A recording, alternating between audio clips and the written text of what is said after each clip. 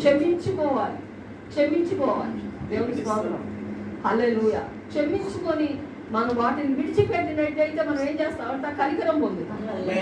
అతిక్రమములు చేయువాడు వర్ధిల్లడు, కానీ దాన్ని ఒప్పుకున్నవాడు ఏం చేస్తాడు? కనికరం పొందుతాడు. కనికరం. ప్రభా నీ కనికరం ఏం చెయ్యి, నీ కటాక్షం, నీ కనికరం నాకు దయచేయి.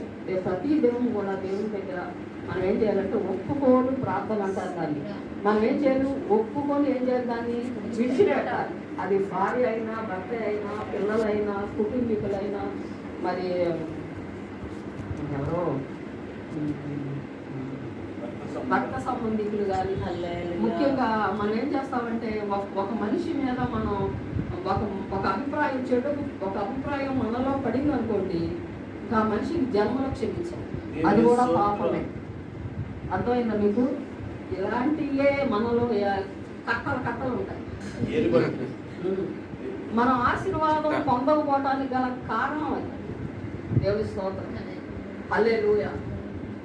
అవన్నీ మనం ఎప్పుడైతే మనం తీసేసుకుంటామో అప్పుడు మనకు ప్రార్థన చేసేటువంటి రైట్ మనకు ఉంటుంది.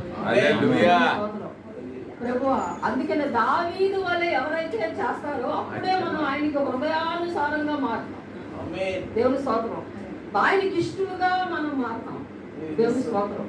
కాబట్టి మనం ఏం చేయాలంటే మనం అవన్నీ చిన్నవి అనుకుంటామండి, కక్ష కట్టేస్తాం. మనకు అంత అవసరమా? భూమి మీద ఉండేది ఎంతమంది? ఎంత మన ఆయుష్ 70, అధిక బలం అయితే 80. దేవుని స్తోత్రం. అది కూడా ప్రయాసం అంట.